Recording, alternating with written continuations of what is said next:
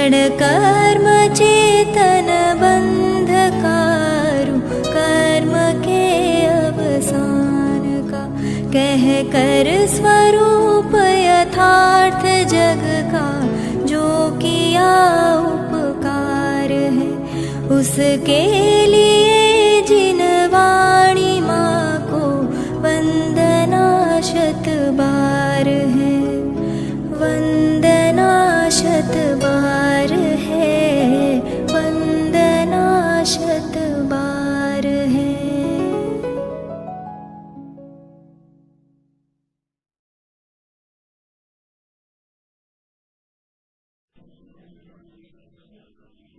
मोक्ष मार्गस्य नेतारम्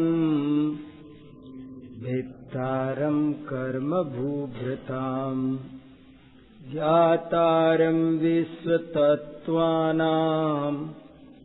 वन्दे तद्गुणलब्धये। पक्षपातो न मे वीरे न द्वेषः कपिलादिषु, युक्तिमद्वचनं यस्य तस्य कार्यः परिग्रह। भवबीजाङ्कुरजननः रागाद्याक्षयमुपगता यस्य, ब्रह्मा वा विष्णुर्वा हरो जिनो वा नमस्तस्मै।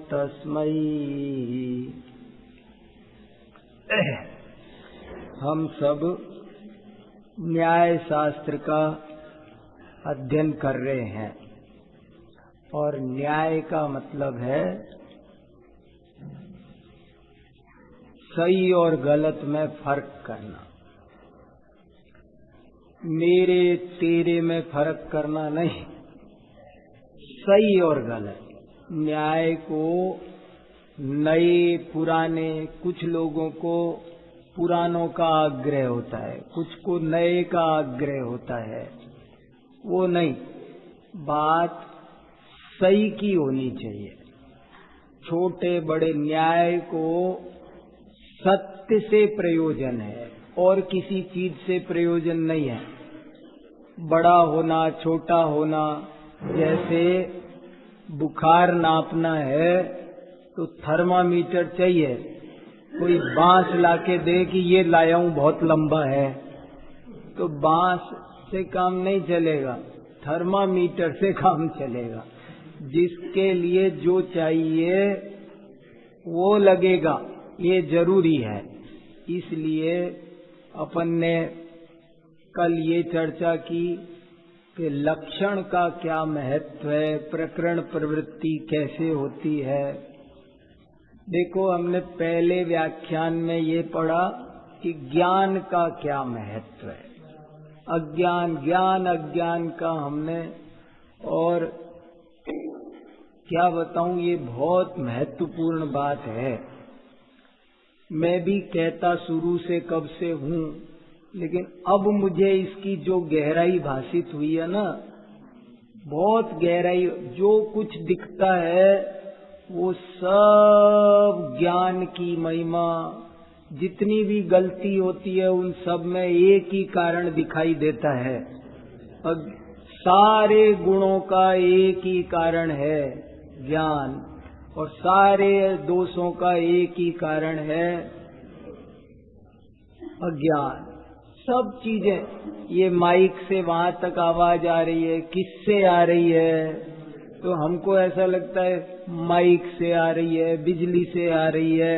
अरे ज्ञान से आ रही है। ज्ञान था तब न ये चीज बनी। तो ऐसे करके एक बार इस चीज को अगर हम अच्छे से जमा लेंगे तो हम ज्ञान के मार्ग में अच्छे से लग जाएंगे। ज्ञान के मार्ग में लगने के लिए ये समझना जरूरी है कि ज्ञान का क्या महत्व है। कोई भी गलती होती है तो सब अज्ञान से होती है और कोई कारण नहीं है। ऐसे हमको समझ में आना चाहिए। जो कुछ भी है, जैसे अभी कहा ना कि भाई इस मोबाइल की महिमा आ रही है, लेकिन ये मोबाइल भी तो ज्ञान से बना है ना। महिमा मोबाइल की क्या, ज्ञान की आनी चाहिए। ये कितने बढ़िया चित्र है, रंग कलर सबकी महिमा आती है। इसमें ज्ञान नहीं होता तो बनते क्या? सब ज्ञान की महिमा है। रोटी बन रही तो ज्ञान से बन रही, सब्जी बन रही तो ज्ञान से बन रही, सब चीजें किससे बन, खाया जा रहा है तो ज्ञान से खाया जा रहा, पापड़ बन रहा है, जल नहीं रहा, सिक रहा है, क्या हो रहा है, ये सब कैसे हो रहा है? सब ज्ञान की महिमा है। तो ऐसे सर्वत्र ज्ञान की महिमा को देखते हुए हमें ज्ञान के मार्ग पर लगना चाहिए। और आज तो सुबह ये भी कहा कि ज्ञान ही सम्यक दर्शन है, ज्ञान ही सम्यक चारित्र है। ज्ञान में ही जब दृढ़ता आती है तो उसको सम्यक दर्शन कहते हैं। वही ज्ञान जब व्यवहार में आता है तो उसे चारित्र कहते हैं। ऐसे एक बार बहुत अच्छे से ज्ञान की महिमा आए, ये हमारी पहली कक्षा का विषय था। दूसरी कक्षा का विषय था कि प्रकरण प्रवृत्ति कैसे होती है, उद्देश्य क्या है, लक्षण निर्देश क्या है, परीक्षा क्या है, ये सब बातें हमने विस्तार से दूसरी कक्षा में पढ़ी। तीसरी कक्षा में आज सुबह हमने ये पढ़ा कि प्रमाण नयात्मको न्याय, न्याय प्रमाण और नय स्वरूप होता है। प्रमाण और नय में क्या अंतर है, प्रमाण क्या है, प्रमाण पद पर बैठने की योग्यता किसमें है। कोई लोग कहते हैं प्रमाण के नाम पर नाना तरह की बातें लोग करते हैं। कोई गुरु को प्रमाण कहता है, कोई शास्त्र को प्रमाण कहता है, कोई इंद्रियों को प्रमाण कहता है, और ऐसे और बहुत है। अभी इसमें और भी आएगा। कोई सन्निकर्ष को प्रमाण, एक सन्निकर्ष और होता है। शास्त्रों में कई जगह एक विषय नैयायिक मत वाले कहते हैं कि सन्निकर्ष प्रमाण है। देखो इसमें दिखाऊं आपको, पेज नंबर 35 पर सन्निकर्ष है। ये जो मैं बता रहा हूँ इसमें से कई चीजें आपको बता चुका। अब जैसे इधर जो प्रश्न नंबर 27, 28, 29, 30 संशय, विपर्य, अनध्यवसाय, ये सब मैं आपको बता चुका उदाहरण दे करके। इसलिए अभी इन प्रश्नों को फिर से पढ़ने की जरूरत नहीं, हमारे पास समय कम है ना, तो कुछ और दो चार जरूरी अच्छी बातें बताने का विकल्प है, वो मैं बताना चाहता हूँ। एक सन्निकर्ष वाली बात और जरूर आप देख सकते हो, बहुत अच्छी है, इम्पोर्टेंट है, जानने लायक है। स्वाध्याय करते समय भी काम आएगी और अपने भी चित्त को स्पष्ट करने के लिए समझना जरूरी है। सन्निकर्ष क्या होता है? कुछ लोग न्याय दर्शन वाले वगैरह सन्निकर्ष को प्रमाण मानते हैं। तो सन्निकर्ष माने क्या?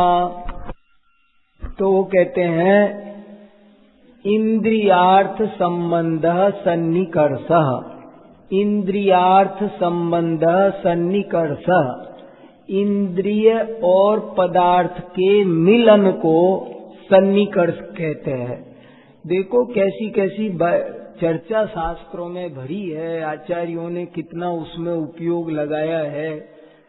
इंद्रिय और पदार्थ के मिलन से ज्ञान होता है। न्याय दर्शन कहता है ज्ञान कैसे होता है, तो वो कहते हैं कि ज्ञान होता है इंद्रिय और पदार्थ के मिलन से ज्ञान होता है। कैसे? वो उदाहरण भी देते हैं कि जैसे ये चौकी, ये चीज ठंडी है कि गर्म, ये कब पता चलेगा? जब छुओ। जब तक हाथ दूर है, 1 इंच भी दूर है, तब तक पता नहीं चले। गुलाब जामुन है, वो जब रसना इंद्री के टच होगा तभी आपको उसमें कैसा रस है इसका ज्ञान होगा। टच हुए बिना ज्ञान नहीं होगा। तो उनका सिद्धांत है कि पदार्थ को छूना चाहिए तभी ज्ञान होगा। सन्निकर्ष माने इंद्रियों का और पदार्थ का मिलन।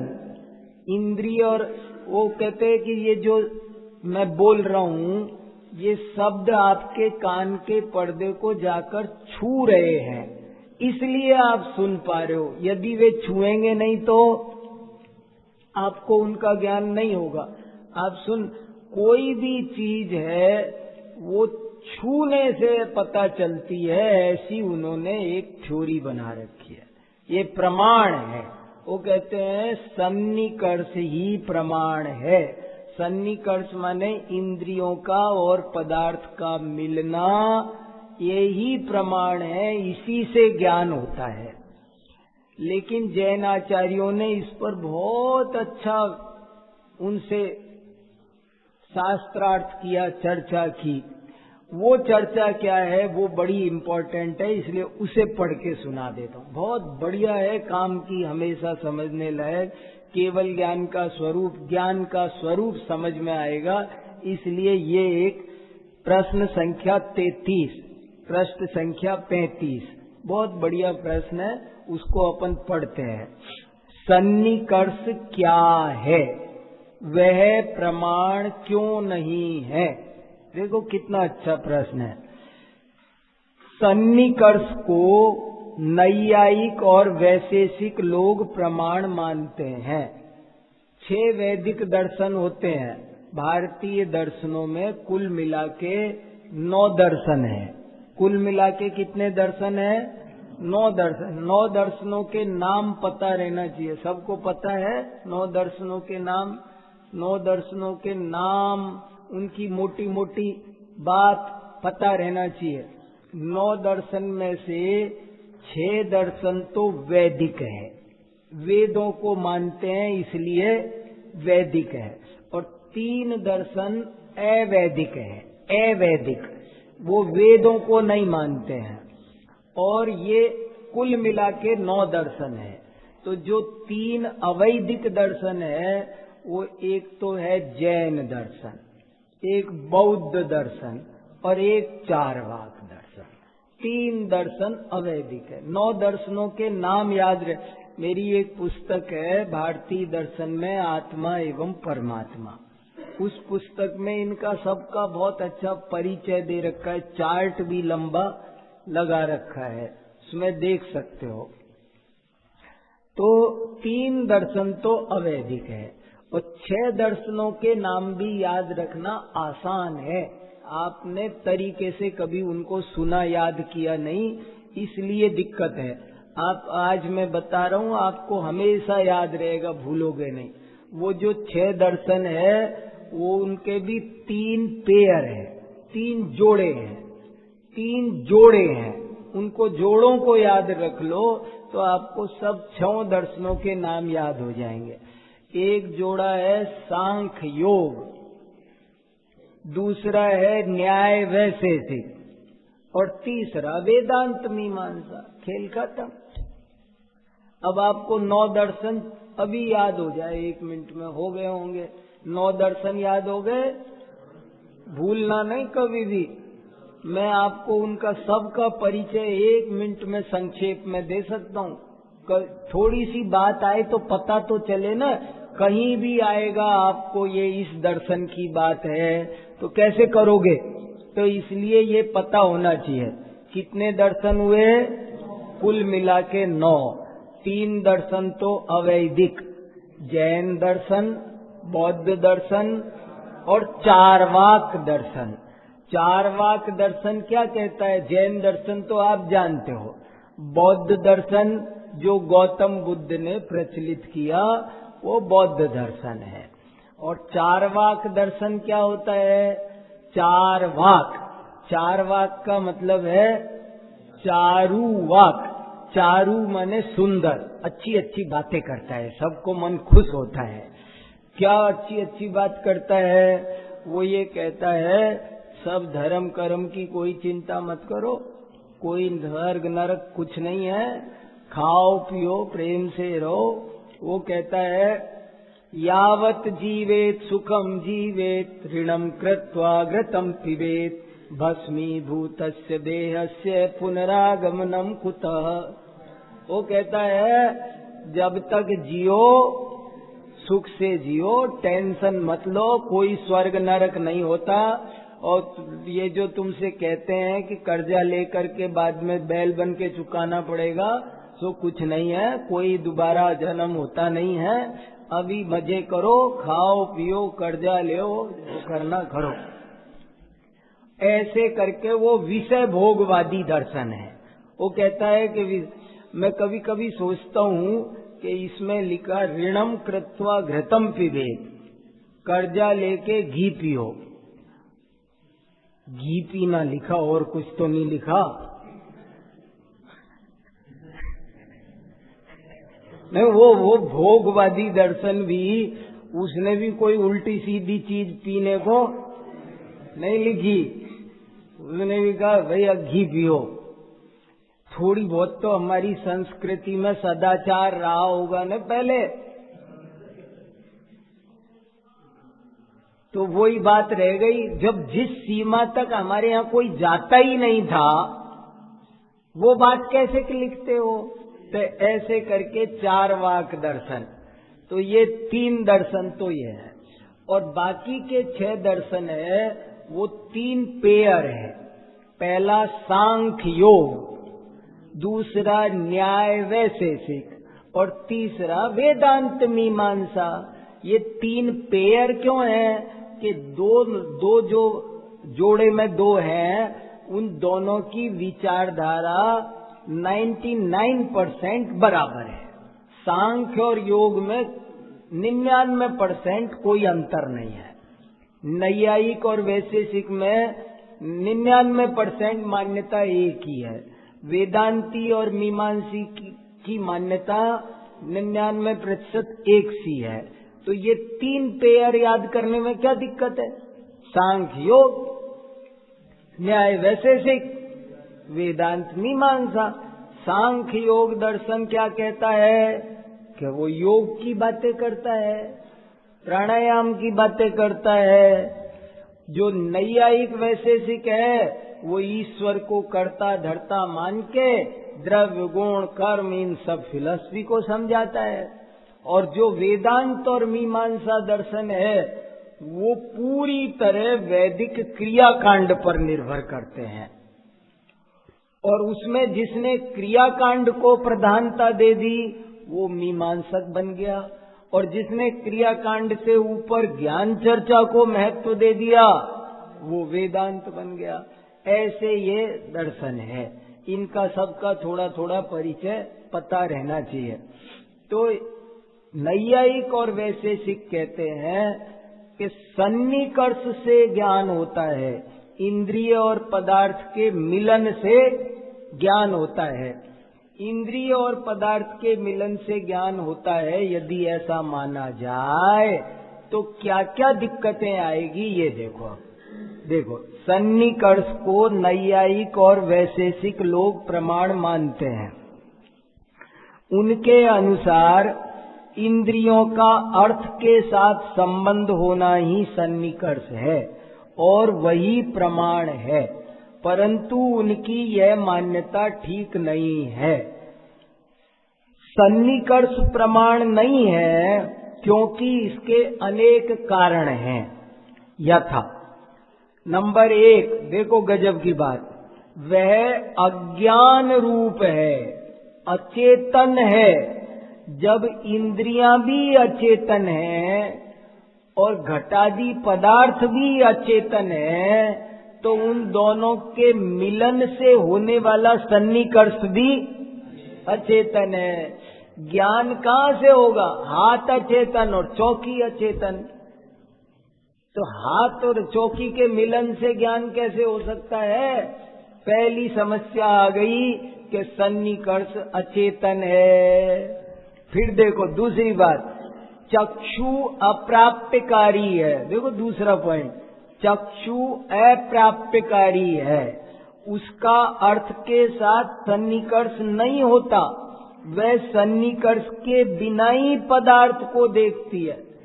5 इंद्रियों में से 4 इंद्रियां छू के जानती है, ये चलो 2 मिनट को मान लेते हैं।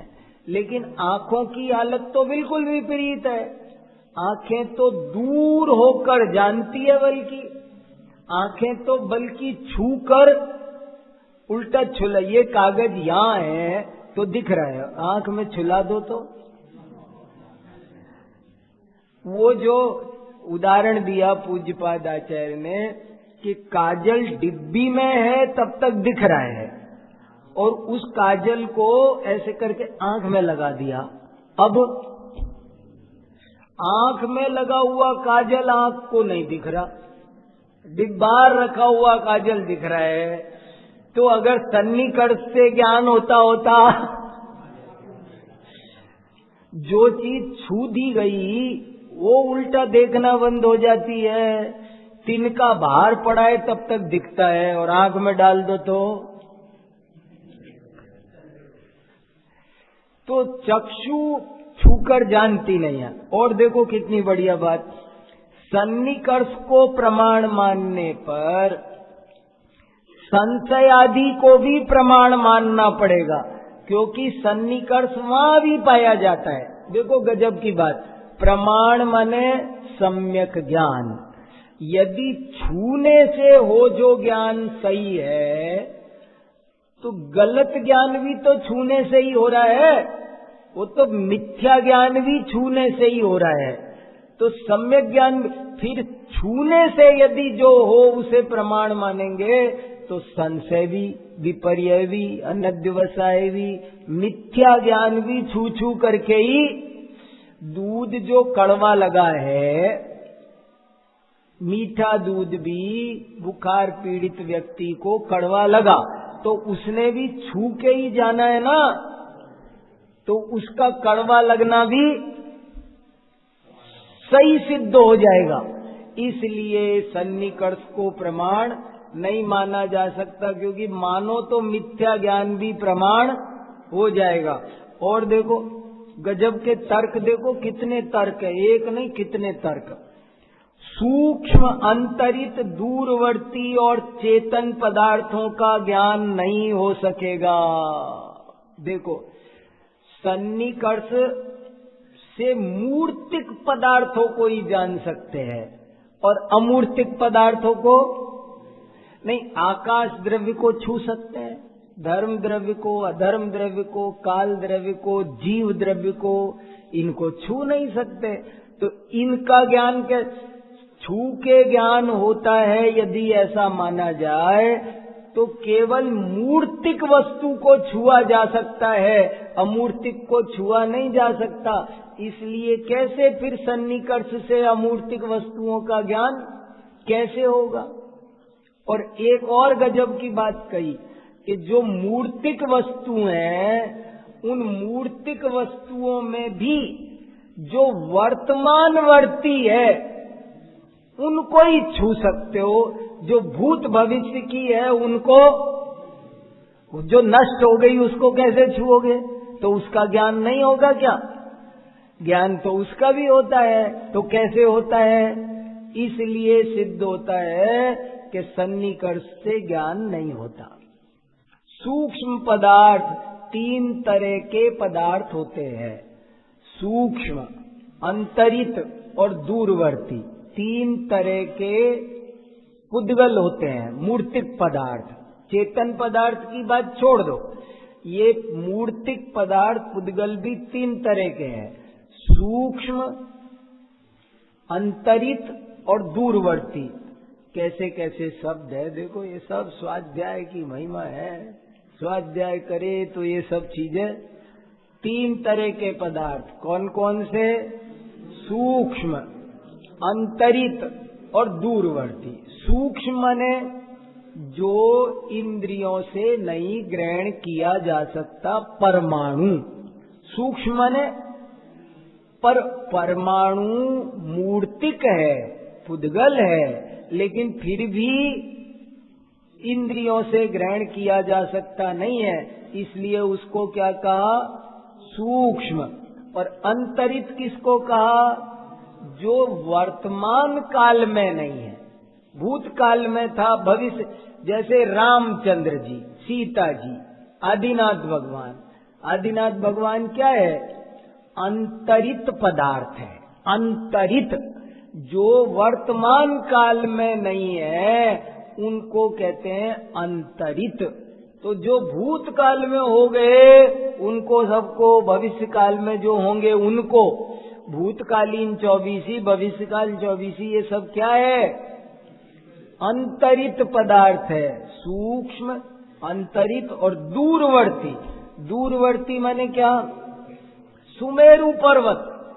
सुमेरु पर्वत सूक्ष्म भी नहीं है, बहुत बड़ा है, परमाणु जैसा नहीं है, और भूतकाल में भी नहीं था, वो तो अभी है, वर्तमान में है, लेकिन वो सूक्ष्म नहीं है, फिर भी वर्तमान में है, फिर भी दूरवर्ती है वो। अभी हम वहां जा सकते नहीं, इसलिए उसको क्या कहा जाएगा? दूरवर्ती। तो सूक्ष्म, अंतरित और दूरवर्ती पदार्थों का ज्ञान कैसे होता है? यदि सन्निकर्ष से ही ज्ञान होता हो तो इन सूक्ष्म, अंतर्गत और दूरवर्ती पदार्थों का ज्ञान नहीं होना चाहिए। ज्ञान का बड़ा चमत्कार है, बड़ा जबरदस्त। ज्ञान की महिमा अपरंपार है। ज्ञान कैसे होता है? ज्ञान की कार्य प्रणाली भी बड़ी अद्भुत है। ज्ञान की कार्य प्रणाली भी अद्भुत है। उसको कोई साधनों की जरूरत नहीं है, और वो कितने भी आवरण हो उनको भी छेद करके जान लेता है वो। उसके लिए कोई वर्तमान में होना जरूरी हो ऐसा कोई नियम, छूना जरूरी हो ऐसा कोई नियम नहीं है। इन सब नियमों के पार ज्ञान की पद्धति है, वो जान लेता है सबको। ये ज्ञान की कला है। बहुत आचार्यों ने ऐसे बहुत उदाहरण दिए हैं शास्त्रों में। ऐसे एक उदाहरण आपने सुना होगा, प्रमेय कमल मार्तंड में एक उदाहरण आता है। अंधेरे में भी ज्ञान होता है, वर्तमान में नहीं तो भी ज्ञान होता है। तो एक उदाहरण दिया उन्होंने, पीते कारागारे तमसिच सूची मुखाग्र दुर्भेद्ये मयि च निमीलित नयने तथापि कांताननम व्यक्तम।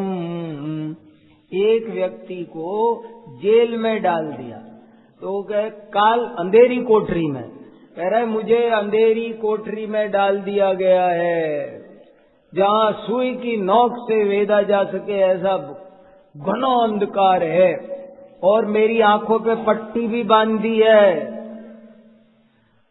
और फिर भी और मैं दूर बैठा हूं, लेकिन मुझे अभी भी अपनी पत्नी का मुख दिखाई दे रहा है। और कैसे दिख रहा है बताओ? तो ज्ञान को कोई बाधा नहीं आती, ऐसे ऐसे ज्ञान का स्वरूप है। तो सन्निकर्ष से ज्ञान मानते हैं। और अंतिम तो बहुत ही बढ़िया है, 5वां बिंदु देखो, सन्निकर्ष को प्रमाण मानने पर कोई भी सर्वज्ञ सिद्ध नहीं हो सकेगा, क्योंकि त्रिलोक त्रिकालवर्ती पदार्थों के साथ इंद्रिय सन्निकर्ष नहीं हो सकता। देखो, सन्निकर्ष यदि प्रमाण हो तो कोई सर्वज्ञ नहीं हो सकता, कोई सर्वज्ञ नहीं हो सकता। क्यों? कि एक साथ तीन लोक, तीन काल के सभी पदार्थों को कोई इंद्रियों से छू सकता नहीं है। कितनी कमजोर बातें निकलती हैं, परीक्षा करो तो सब सामने आ जाती है। सर्वज्ञ सिद्ध नहीं होगा। ऐसे ही इसमें एक चर्चा और आती है कि नैयायिक लोग कहते हैं कि ज्ञान स्वयं को नहीं जानता। ऐसी कुछ फिलॉसफीज हैं, वो ये कहते हैं, और बहुत अगर आप उनका 1 घंटे का व्याख्यान सुन लो ना तो आप कहोगे कमाल कर दिया, बात तो बहुत सही है। और वो क्या समझाएंगे 1 घंटे तक कि ज्ञान पर को ही जानता है, स्वयं को नहीं जानता। समझ में आया क्या क्या कहते हैं वो? ज्ञान पर को ही जानता है, स्वयं को नहीं जानता, ऐसा समझाते हैं वो। और कैसे समझाते हैं मैं समझाऊं थोड़ा सा? वो ऐसे समझाते हैं, वो कहते हैं कि जैसे ये आंखें हैं ना, ये दूसरों को देखती है, अपने को। आंखें जैसे मैं अपना चेहरा नहीं देख सकता, मैं सबका चेहरा दिख रहा है मुझे, मगर मुझे मेरा चेहरा ये बड़ी प्रकृति में बड़ा अन्याय है। हम अपना चेहरा नहीं देख सकते, सब दूसरे का चेहरा देखते हैं। तो बोले जैसे हम अपना चेहरा नहीं देख सकते, आंखें अपने को नहीं देख सकती, ऐसे ही ज्ञान भी अपने को नहीं देख सकता। वो कहते हैं कि देखो, और उदाहरण देते, कैंची सब चीजों को काटती है, ये पेपर को भी काट देगी, इसको भी, कपड़े को भी, कहो जिसको काट देगी। कैंची सबको काटती है, फिर उस कैंची से कहना कि अब तू जरा अपने को काट। कैंची जैसे सबको काट सकती है पर अपने को नहीं काट सकती, आंखें जैसे सबको देख सकती है पर अपने को नहीं देख सकती, ऐसे ही ज्ञान केवल पर को जानता है, स्वयं को नहीं जानता। वो कहते हैं कोई कितना भी कुशल नट होते हैं ना पतली रस्सी पर चलने वाले, तो बोले पतली रस्सी पर चल सकता है वो खूब, लेकिन उससे कहना तुम अपने कंधे पे चल के दिखाओ, तो बोले वो अपने कंधे पर जैसे नहीं चल सकता, ऐसे ही ज्ञान अपने को नहीं जान सकता। ऐसे बहुत विस्तार से प्रवचन करते वो 1 घंटा। ज्ञान पर को ही जानता है, स्वयं को नहीं जानता। अब उनसे जैन आचार्यों ने क्या कहा बताऊं? उनसे जैन आचार्यों ने कहा कि तुम्हारा भगवान सर्वज्ञ है कि नहीं है? वो सर्वज्ञ मानते हैं। तो उनसे कहा, नैयायिक लोग सर्वज्ञ मानते हैं, तो जैन आचार्यों ने उनसे कहा तुम सर्वज्ञ मानते हो कि नहीं? हाँ, हमारा परमात्मा सर्वज्ञ है। तो बोले वो सर्वज्ञ कैसे होगा? वो अपने को जानता है कि नहीं? अगर तुम कहोगे कि वो अपने को जानता है तो तुम्हारा ये सिद्धांत गया काम से। और यदि तुम कहोगे कि वो अपने को नहीं जानते तो तुम जब उनको सर्वज्ञ नहीं कह सकते। सर्वज्ञ कहो तो बगल में ब्रैकेट लगा के लिखा करो माइनस स्वयं को छोड़कर। जैसे एक दफे हमारी समाज में कोई प्रस्ताव पास किया, मैं सहमत नहीं था, और फिर भी प्रस्ताव पास कर दिया और बोर्ड लगा दिया और लिख दिया कि सकल जैन समाज। मैंने कहा यहाँ लिख दो माइनस वीर सागर। मैंने कहा कैसे लिख रहे हो सकल जैन समाज? समाज में मैं भी हूं, इसके आगे लिखो माइनस वीर सागर। तो ऐसे ही वो आपने कहा कि वो सर्वज्ञ है, तो सर्वज्ञ बोलो मत, सर्वज्ञ बोलना हो तो कह दो सब जानते माइनस स्वयं, अपने को छोड़कर सब जानते हैं, क्योंकि आपका सिद्धांत है। ऐसे बहुत अच्छी अच्छी सुंदर तार्किक चर्चाएं हैं ये, इनसे सबसे ज्ञान निर्मल होता है। ऐसी बड़ी अच्छी अच्छी बातें हैं। तो ये अपन ने प्रमाण क्या होता है, नय क्या होता है, प्रमाण नय में क्या अंतर है, प्रमाण पद पर कौन बैठ सकता है, ये कुछ बातें की।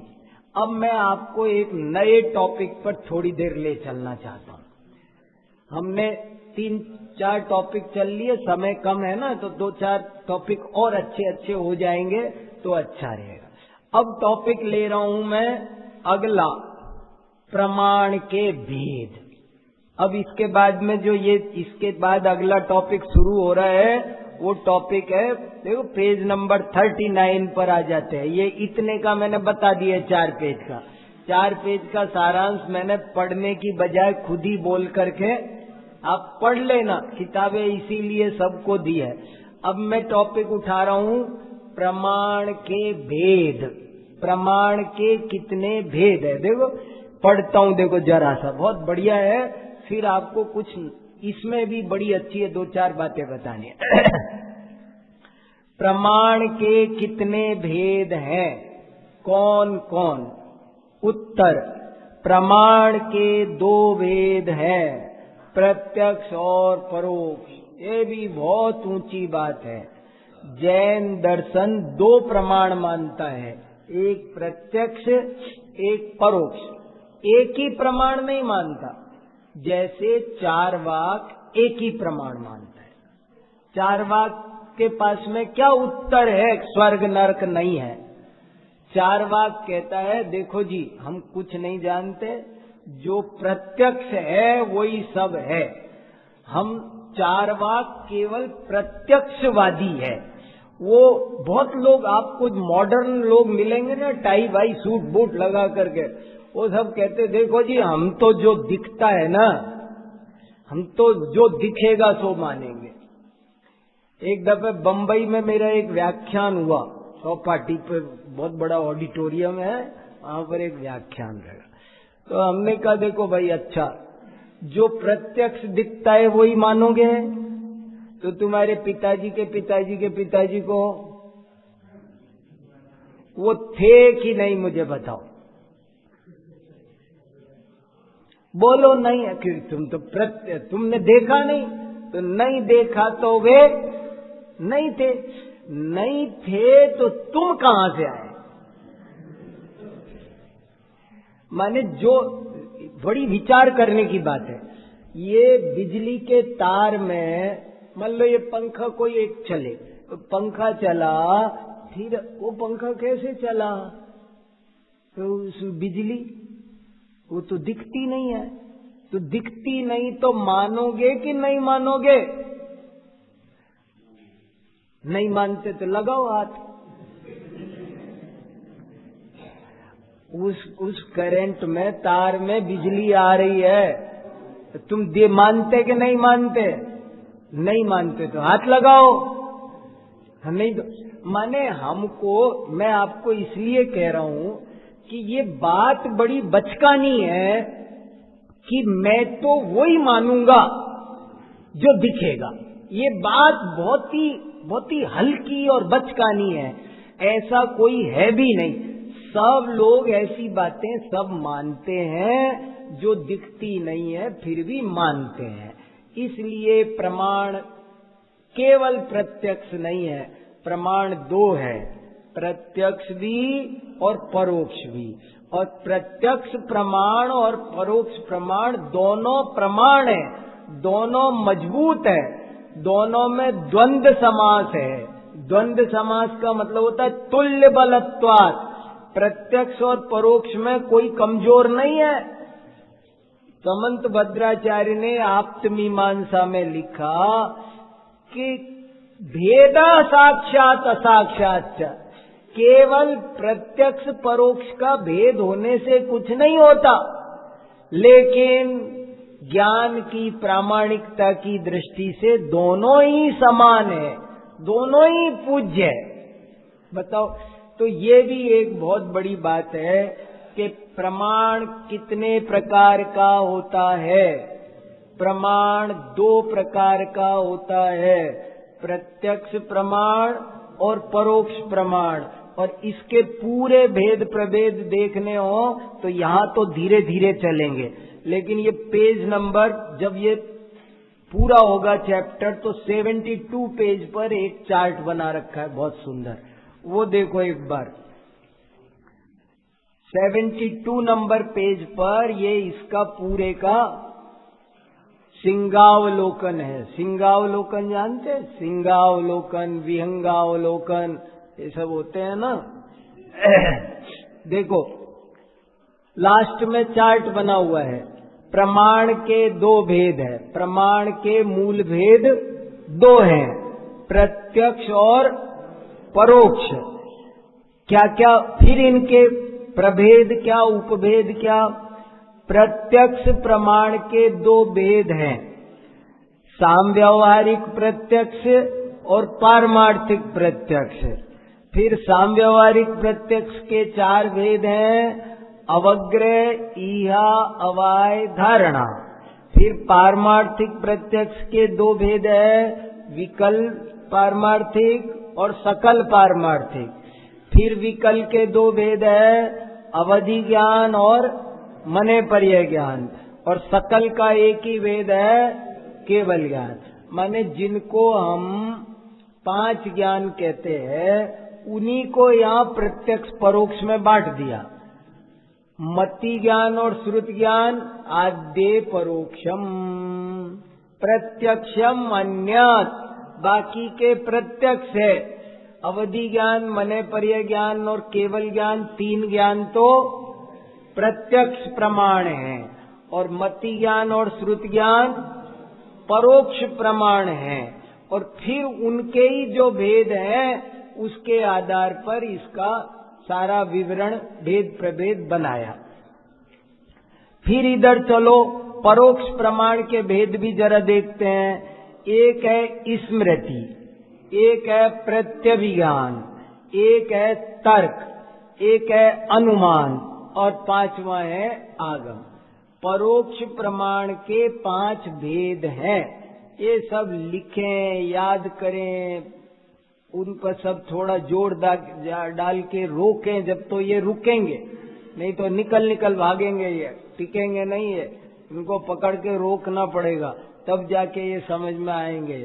प्रमाण के पहले दो भेद किए, प्रत्यक्ष और परोक्ष। फिर प्रत्यक्ष के दो भेद किए, एक व्यावहारिक प्रत्यक्ष, साम व्यावहारिक। व्यावहारिक क्यों नहीं लिखा, साम व्यावहारिक क्यों लिखा? सुबह बताया ना, प्रमाण है ये, केवल ज्ञान नहीं है। ज्ञान में ज्ञान, ज्ञेय, ज्ञाता, ज्ञप्ति, और प्रमाण, प्रमाता, प्रमेय, प्रमिति, इसमें क्या फर्क है? कि ज्ञान, ज्ञाता, ज्ञेय, ज्ञप्ति कॉमन बात है, लेकिन प्रमाण, प्रमेय, प्रमाता, प्रमिति, ये सम्यक ज्ञान ज्ञाता ज्ञप्ति को ही कहेंगे। मिथ्या ज्ञान ज्ञाता ज्ञप्ति को प्रमाण, प्रमेय, प्रमिति नहीं कहेंगे। समझ में आया? प्रमाण, प्रमेय, प्रमेय माने प्रमाण का विषय, जैसे ध्यान का विषय ध्येय, श्रद्धा का विषय श्रद्धेय, ऐसे ही ज्ञान का विषय ज्ञेय, और ज्ञाता जानने वाला, और ज्ञप्ति, ज्ञप्ति माने ज्ञान का फल, प्रमिति, प्रमिति माने प्रमाण का फल। ऐसे चार चीजें, सब चीजें निकल के आएगी इसमें से। तो अभी प्रमाण के भेद प्रभेद की थोड़ी बात। क्या? क्रिया ही उसका फल है, उसको फल भी कहते हैं, क्रिया भी कहते हैं। क्रिया ही फल, जानना ही फल है। हमने अज्ञान निवृत्ति ही प्रमाण की क्रिया है, प्रमाण का फल है। हमने कोई चीज जानी, हमने रस्सी पड़ी थी, उसको रस्सी जाना, ये प्रमिति है। हमने उसे सम्यक ज्ञान कर लिया, अज्ञान तत्संबंधी अज्ञान दूर हो गया, ये प्रमिति है। प्रमाण की क्रिया है, चाहे कहो प्रमाण का फल है, ये बात है। बहुत महत्वपूर्ण बातें हैं, थोड़ी सी नीरस होगी, हैं? आ रहा है? बहुत बढ़िया। ऐसी बातें हैं, यही काम की बातें हैं। बहुत असली तत्व चर्चा, मूल तत्व ज्ञान है ये। उस चीज को समझने के लिए ये सब बातें समझना जरूरी है। अब देखो, तो साम व्यावहारिक प्रत्यक्ष कहा, केवल व्यावहारिक नहीं कहा। और साम व्यावहारिक प्रत्यक्ष मति ज्ञान का नाम है। उसके 4 भेद, अवग्रह, ईहा, अवाय, धारणा। इन 4 का क्या स्वरूप है? अवग्रह, ईहा, अवाय, धारणा। अवग्रहेहा अवाय धारणा, इसका क्या स्वरूप है? कोई पूछे तो मैं पहला उत्तर ये देता हूं कि इनका स्वरूप बहुत सूक्ष्म है। छद्मस्त गोचर, पहले हथियार डाल देता हूं, बहस की गुंजाइश नहीं। अवग्रह, ईया, अवाय, धारणा का स्वरूप क्या है?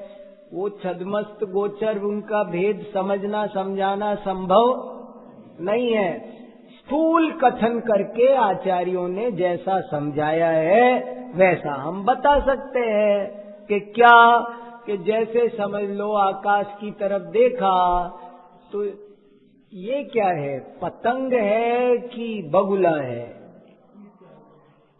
ये अवग्रह। माने एक पहले सामान्य जो चीज दिखती, आप यूं समझ लो कि मैं यहां बैठा हूं, यहां सामने से कोई तेजी से गुजरा, तो तेजी से कोई गया, इसका नाम है अवग्रह। कौन गया? इस तरह की जो इच्छा हुई वो है ईहा। अरे ये तो कोई मनुष्य ही गया लग रहा है, ये तो महेंद्र भैया गए हैं लग रहे हैं, ये हो गया। हाँ, महेंद्र भैया ही गए हैं, ये हो गया धारणा।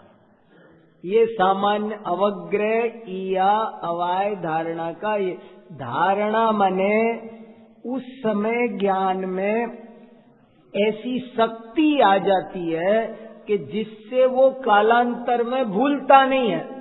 अपन रास्ते में जा रहे हैं, हजारों गाड़ियां देखते हैं, फिर भी कोई हमसे, अब हम ग्वालियर से आए, बीच रास्ते में कितनी गाड़ियां मिली, लेकिन अभी कोई पूछे वो आपको एक लाल गाड़ी मिली थी क्या? भैया हमको क्या पता होगा, देखा भी होगा, आंखें थोड़ी बंद करके आ रहे थे, लेकिन उसका अवग्रह होकर के रह गया, वो विषय धारणा तक नहीं पहुंचा, इसलिए अभी बताया जा सकता नहीं है। तो वो अवग्रह या अवाय धारणा रूप मति ज्ञान है, वो सामव्यवहारिक प्रत्यक्ष है। फिर पारमार्थिक प्रत्यक्ष क्या? कि अवधि ज्ञान, मने पर्याय ज्ञान और केवल ज्ञान, ये पारमार्थिक प्रत्यक्ष। प्रत्यक्ष, प्रत्यक्ष शब्द का क्या अर्थ है? अक्षम, अक्षम प्रति प्रत्यक्षम।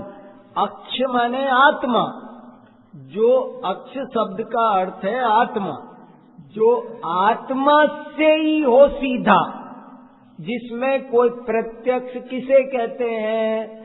जिस ज्ञान को किसी पर की सहायता की जरूरत ना पड़े। परोक्ष और प्रत्यक्ष में क्या अंतर है? जिसे पर की सहायता की जरूरत पड़े वो परोक्ष है। इंद्रियां, चश्मा, लाइट, ये सब क्या, ये क्या है? चश्मा लाओ, लाइट जलाओ, ये सब क्या है? पराधीन है। जिसको पर की सहायता के बिना जो ज्ञान नहीं होता है, उस ज्ञान को परोक्ष कहते हैं।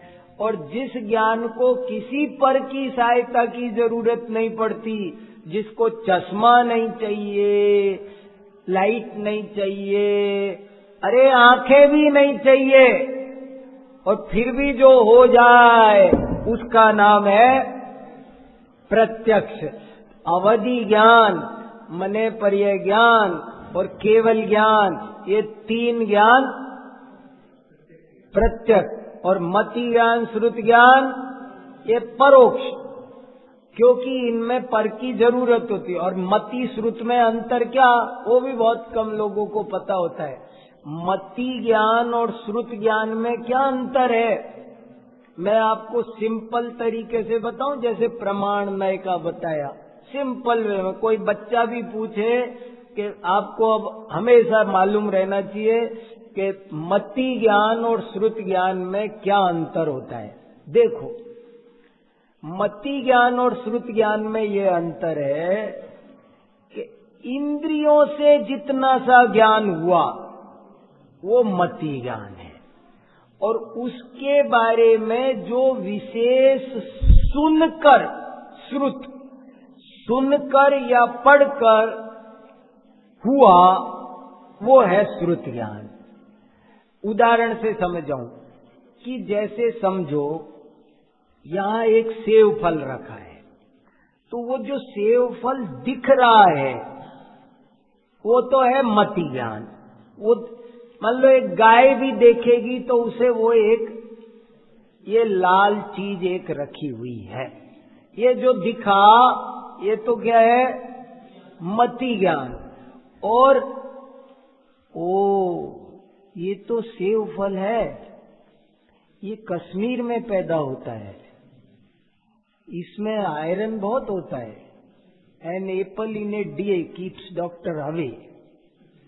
ये जो आपको ज्ञान हुआ इसका नाम है श्रुति ज्ञान। मति ज्ञान और श्रुति ज्ञान में अंतर, जैसे समझ लो कि हवा लगी, और हवा लगी तो जैसी भी लगी, ठंडी या गर्म, वो जैसी है वैसी लगी, ये तो है मति ज्ञान। और मुझे यहां से हट जाना चाहिए, नुकसान करेगी, ये है श्रुति ज्ञान। समझ में आया? मति ज्ञान और श्रुति ज्ञान में अंतर क्या? जब जिसमें हिताहित का विवेक जागृत हो जाए, हेयोपादेय का विवेक जागृत हो जाए, तो वो श्रुति ज्ञान। जैसे समझ लो, और देखो, जैसे गुलाब जामुन रखा मुंह पे, तो वो जो मीठा लगा ये तो है मति ज्ञान। और मैं डायबिटिक हूं, मुझे नहीं खाना चाहिए, मुझे नुकसान करेगा, शुगर बढ़ जाएगी, ये ज्ञान क्या हुआ? ये श्रुति ज्ञान है। मति ज्ञान और श्रुति ज्ञान में ये अंतर है। कोई भी चीज है, मान लो आप कोई चित्र देख रहे हो, तो चित्र देखा आपने, तो वो जो दिखा वो उतना सा दिखा, उतना सा तो है मति ज्ञान। और उसके निमित्त से आपको उस पूरी कहानी जो याद आ गई वो श्रुति ज्ञान। तो ये मति ज्ञान और श्रुति ज्ञान दोनों परोक्ष प्रमाण है, और अवधि ज्ञान, मने पर्य ज्ञान और केवल ज्ञान ये प्रत्यक्ष प्रमाण है। अरे समय बहुत हो गया होगा, कहीं कितने हो गए? 8 तो हो गए, बस बहुत है, ठीक है। और बताओ आप कुछ। अपूर्व, अपूर्व शब्द का अर्थ होता है जो पहले नहीं जाना। सम्यक ज्ञान को पहचानने की प्राथमिक शर्त ऐसी है कि जिसको आपने जाना, हमें प्रमाण हुआ, सम्यक ज्ञान हुआ, ये पता कैसे चले? जो जाना है उसी को जाना तो हमको पता नहीं चलता है। इसलिए शुरुआत के लिए आप नया कर, जैसे किसी बच्चे को गणित आती है, ये कैसे पता चलेगा? हमने जो सवाल कराया वही आपने कर दिया, तो हम कहेंगे नहीं अब तुम नया करके बताओ। समझ में आया? मैंने 10 गणित के सवाल बोर्ड पे कराए और उसने उन्हीं में से मैं पूछूंगा और वो कर देगा, तो मैं कहूंगा कि पता नहीं इसको समझ में। लेकिन वैसा ही कोई नया दूं तो मैंने 10 श्लोक संस्कृत के पढ़ाए लगा लगा करके। अब आपको संस्कृत आ गई कि नहीं आ गई, अगर मैं उन्हीं श्लोकों में से आपसे लगवाऊंगा तो मुझे ये पता नहीं चलेगा आपको आया कि नहीं आया, क्योंकि वो तो आपने, मैंने लगवाए हैं आपको, आप उनको वैसे की वैसे लगा दोगे। आई भी होगी समझ में, तो मेरी समझ में तो नहीं आएगी ना कि आपको आ गई। मैं आपको नया श्लोक दूंगा और कहूंगा इसको लगा के बताओ, और उसको लगा दोगे तो मैं समझूंगा कि भैया अब तुमको आ गई संस्कृत लगा। हाँ, मैंने अभी यही तो कहा कि अपूर्व इसलिए कि हमको समझ में आ जाए। ये शुरुआत की भूमिका की बात है। ये नए न्याय शास्त्र के अपूर्व को जरूरी नहीं माना। ये सब आचार्यों ने नहीं लिखा कि ज्ञान अपूर्व को जाने तो ही प्रमाण होगा, जाने हुए को भी जाने। जो ज्ञान सही है वो ज्ञान प्रमाण है, सीधी सी बात है। सम्यक ज्ञानम प्रमाणम। लेकिन सम्यक ज्ञान में जो अपूर्व विशेषण लगा वो प्राइमरी स्कूल वाले बच्चों का है। इस पर लेख ही लिखा है मैंने, 2 पेज का लेख है, क्या धारावाहिक ज्ञान अप्रमाण है, ऐसा 2 पेज का एक लेख लिखा है। वास्तव में कोई दिक्कत नहीं है, सब आचार्यों ने धारावाहिक ज्ञान को प्रमाण ही माना है। लेकिन सिर्फ इसलिए कि वो जो दूसरे लोग मानते हैं वो कुछ और मानते हैं, पर मत की अपेक्षा से है, प्राथमिक भूमिका में समझ में आए, इसलिए ऐसा कहा।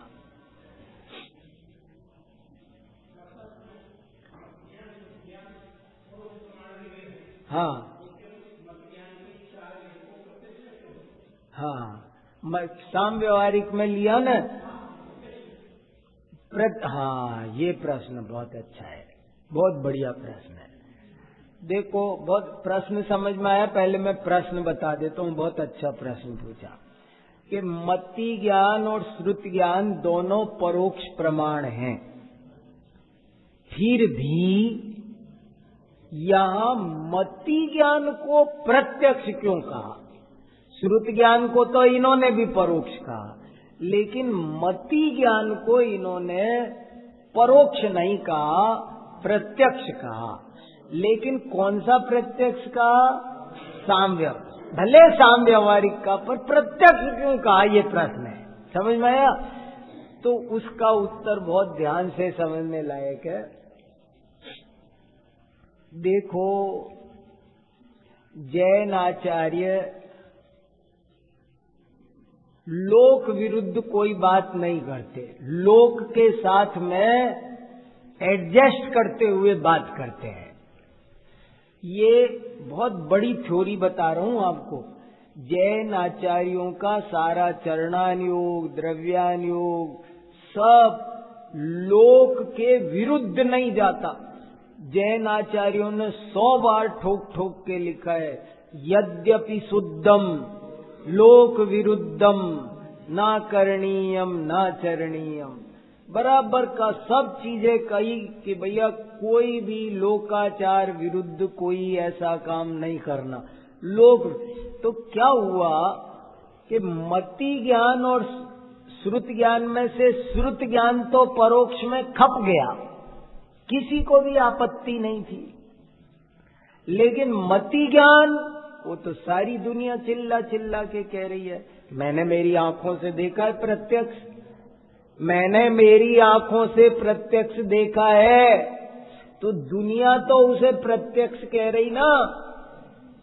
दुनिया में इंद्रियों से होने वाले ज्ञान को प्रत्यक्ष कहा जाता है, तो जैनाचार्यों ने फालतू का पंगा लेना उचित नहीं समझा।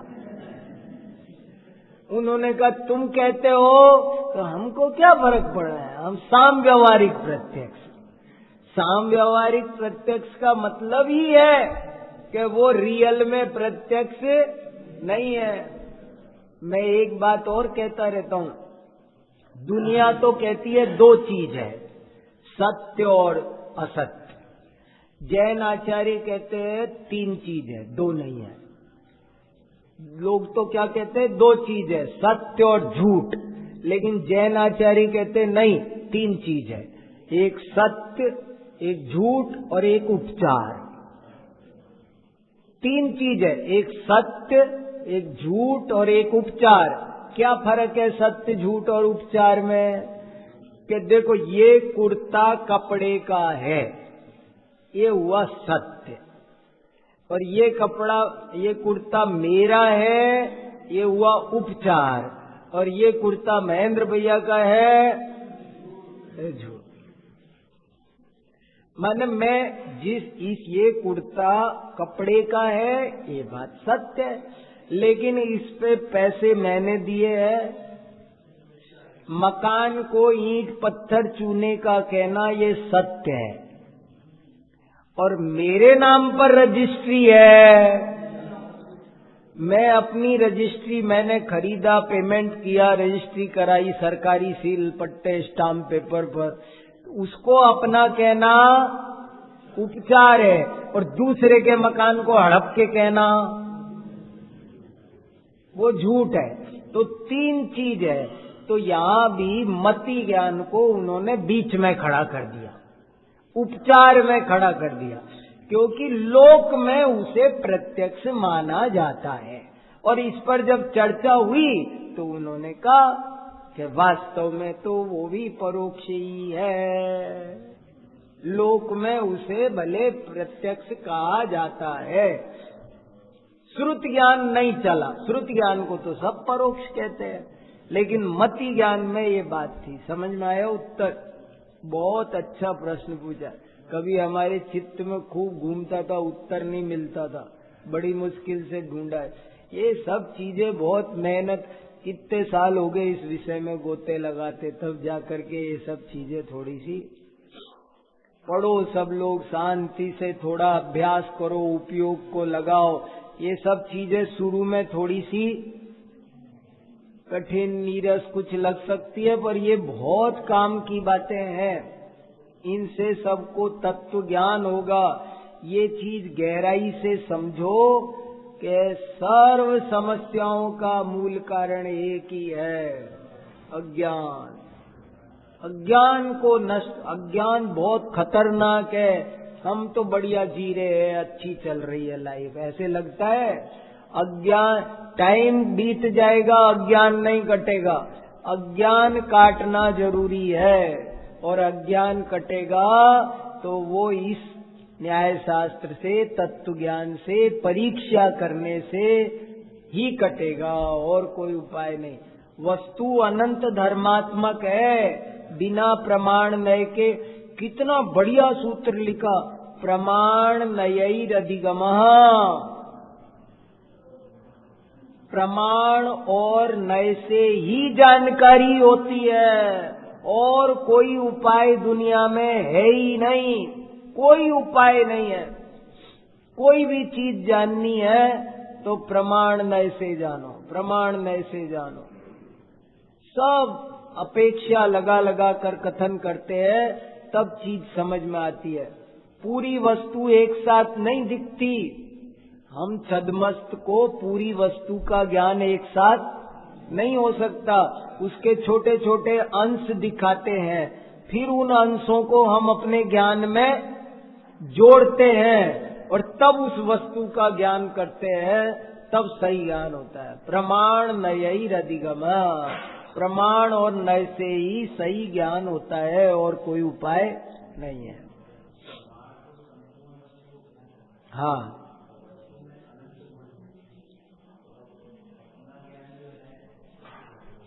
अनंत गुण को भी जाना जा सकता है, कहा नहीं जा सकता, एक साथ जाना जा सकता है। मति श्रुत ज्ञान में भी जाना जा सकता है। श्रुत ज्ञान पूर्ण वस्तु को जान लेता है। भेद साक्षात असाक्षात, पूर्ण वस्तु, श्रुत ज्ञान प्रमाण है ना, पूर्ण वस्तु को जान। कान है अनुभूति में अनंत गुणों का वेदन है, सब वेदन भी होता है, ज्ञान भी होता है। तो अनंत गुणों को जाना जा सकता है, कोई दिक्कत नहीं है।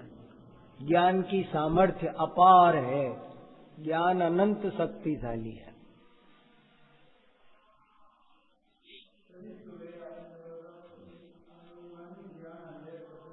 हाँ, ठीक पूछा, सही याद दिलाया आपने। आज सुबह मैंने कहा था कि अनुमान भी सही होता है, अनुमान भी गलत नहीं होता।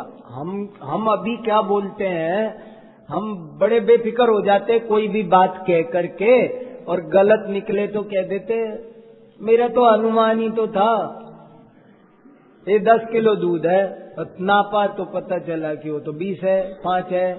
तो हम कहते हैं ये भैया कैसे, तो कह देता है कि मेरा तो अनुमान था।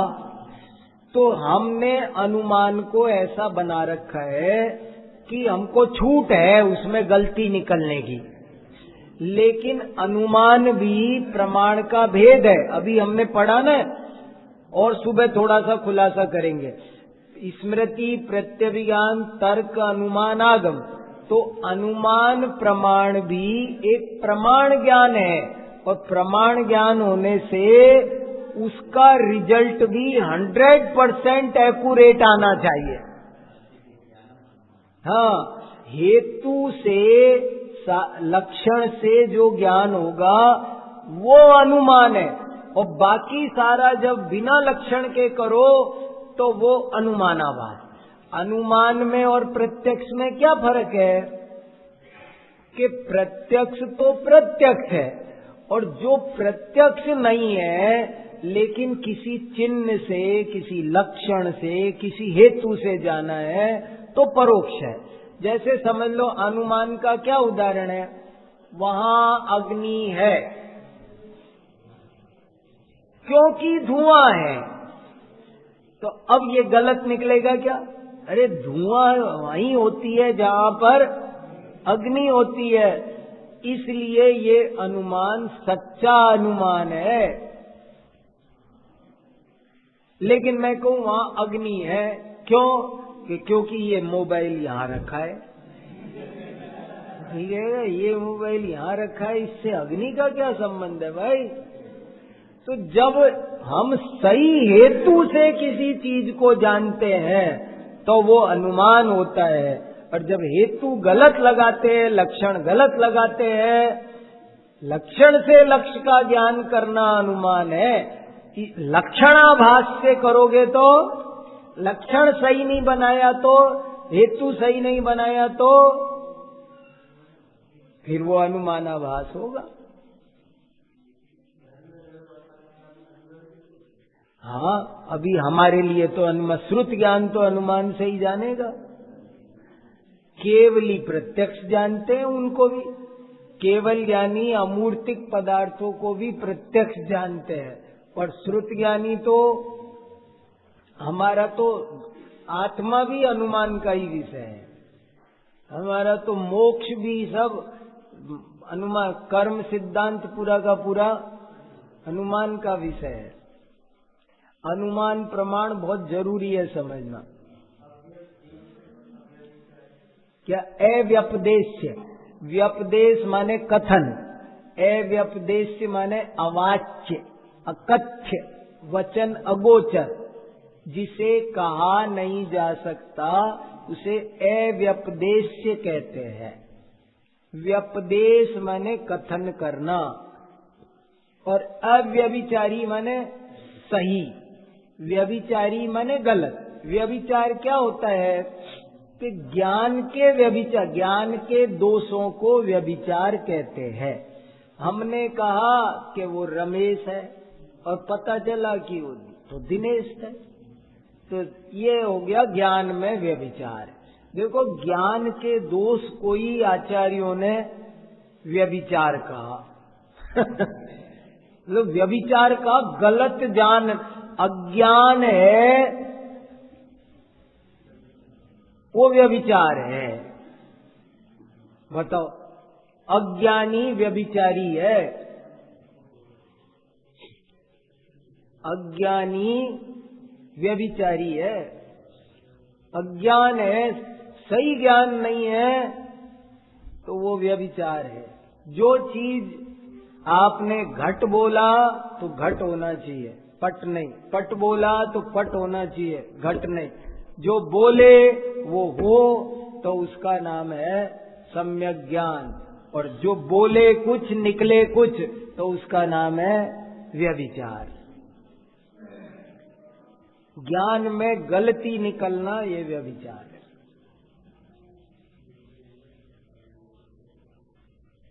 कैसे कैसे शब्द है, अव्यपदेश्य, अव्यभिचारी। ऐसे ही न्याय शास्त्र में एक शब्द आया, सहायता के लिए शब्द आया व्यवधान। हाँ, परीक्षा मुख्य दूसरे अध्याय में सहायता के लिए शब्द लिखा व्यवधान। क्यों? वास्तव में कोई किसी की सहायता करता नहीं है, व्यवधान ही करता है। सहायता के नाम पर हम जो कुछ करते हैं, बताओ, क्योंकि हर द्रव्य अपने आप में प्रभु है, अपना काम करते हैं, कर रहे हैं। आप क्या कर रहे हो?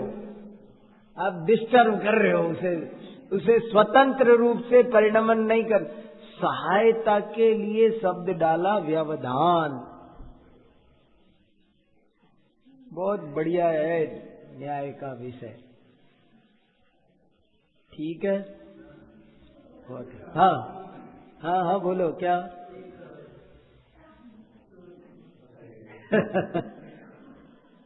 कहानी, कौन सी कहानी सुनाऊं? 2-3 कहानियां तो सुनाई थी आपको। बहुत कहानियां हैं, कहानियों का क्या।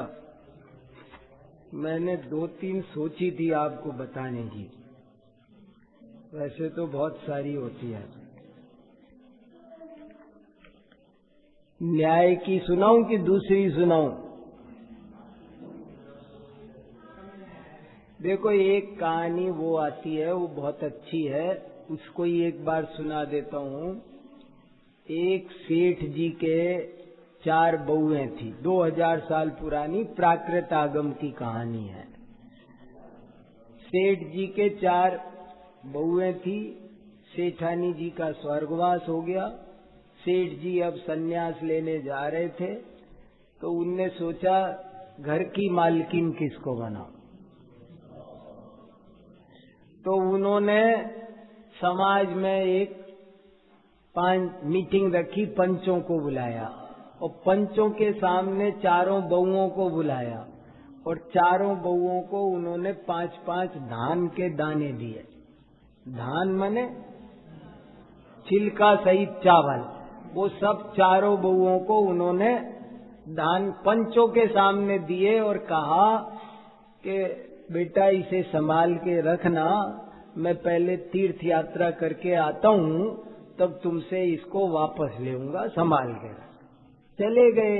जब लौट के आए, 1-2 साल लगती थी पुराने जमाने में, यात्रा करते थे। यात्रा करके आए और आकर के फिर पंचों की मीटिंग रखी और फिर बहुओं को बुलाया। पंचों की साक्षी में बात हो जाए, कोई गड़बड़ बाद में कोई कुछ शिकायत के गड़बड़ कर दी, तो पंचों को बुलाया और बहुओं को बुलाया। एक बहू से कहा, बेटा वो मैंने दिए थे वो कहाँ हैं? पापा वो तो मैं फेंक भाग दिए। कहाँ संभाल के रखती? आप जितने चाहिए अभी ला देती हूँ, घर में भरे भंडार। कितने लाऊं? बताओ, किलो 2 किलो तोल लाती हूँ। वो तो वो बेटा, मेरे को तो वही चाहिए जो मैं दिए थे। बोले पापा वो तो नहीं है। दूसरी से कहा, बेटा तू दे। वो कहने लगी कि देखो पिताजी, इसने फेंके, ये बहुत गलत बात है। आपकी दी हुई चीज फेंक दी। मैंने फेंकी नहीं है बिल्कुल भी, मैंने इस जैसा काम नहीं किया, पर है मेरे पास भी नहीं, मैं आपका प्रसाद समझ के खा गई। मैंने फेंके नहीं है, पर मैं आपका प्रसाद समझ के उनको खा गई। और वो तो मेरे पास नहीं है, पर घर में बहुत रखे हैं, आपको चाहिए तो अभी जितने को ला देती हूँ।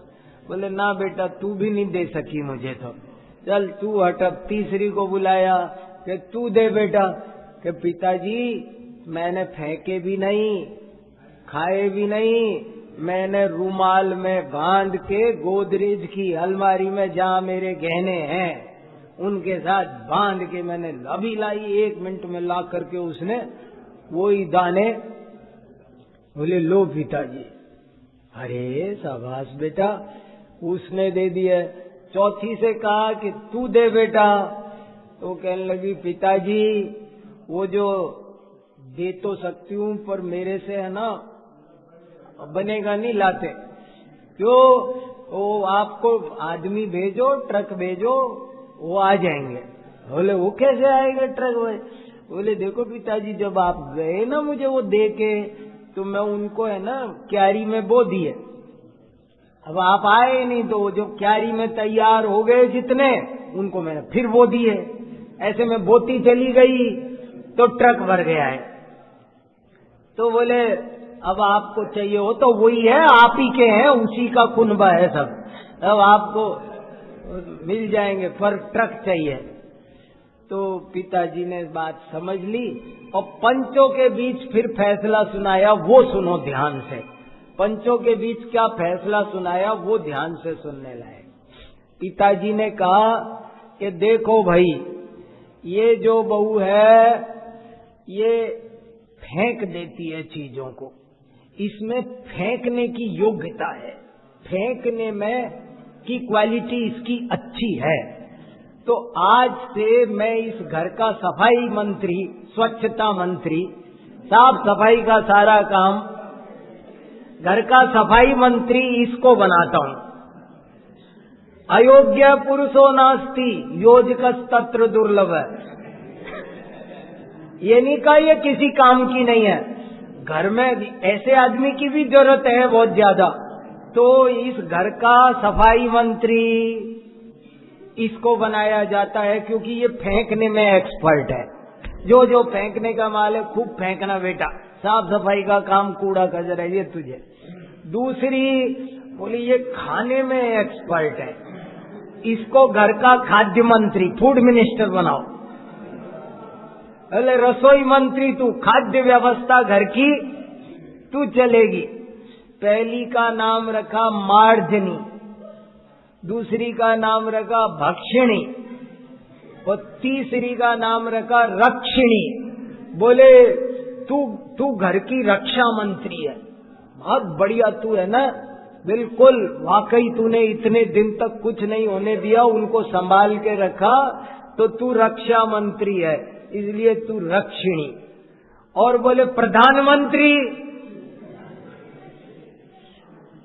बोले ये रोहिणी। और चौथी बहू का नाम रखा रोहिणी, कि जो आगे बढ़ावे। ऐसे ही इस कहानी का क्या मतलब है? बहुत बढ़िया कहानी है और बड़ी रहस्य गर्भित है। 5 दाने माने क्या? 5 दाने माने क्या? ये जो भगवान महावीर धर्म पिता ने हमको अहिंसा, सत्य, अचौर्य, ब्रह्मचर्य, अपरिग्रह, ये जो 5 व्रत दिए हैं, ये जो कुछ हमको जिन शासन दिया है, पंच परमागम दिए हैं, ये है 5 दाने। और कोई तो इनको फेंक रहा है और कोई इनको खा रहा है और कोई इनको तिजोरी में बंद है बस, और कोई इनको बढ़ा रहा है, फैला रहा है।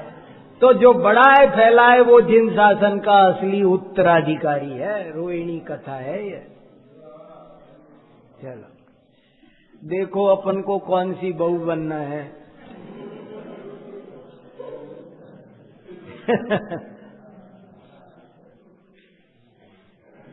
ठीक है, बहुत अच्छा।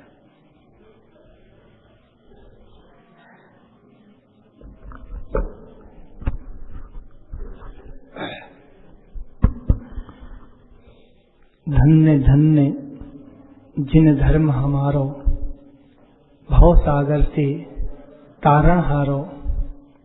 धन्य जिनेश्वर धन्य जिनागम, धन्य धन्य ध्रुव धाम हमारो।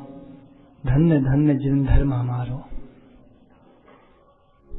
अभी अपन जब प्रमाण की चर्चा पढ़ रहे थे, सुन रहे थे, निज निधि निज में बताए, यह अनंत उपकार है उसके लिए जिन वाणी माँ को वंदना शत बार है, वंदना शत बार है, वंदना शत बार है।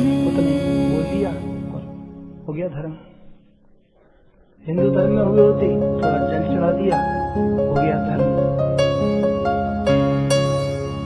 हे जिनवाणी भारती तो ही जपो दिन रैन, जो तेरी शरणा गहे सो पावे सुख चैन।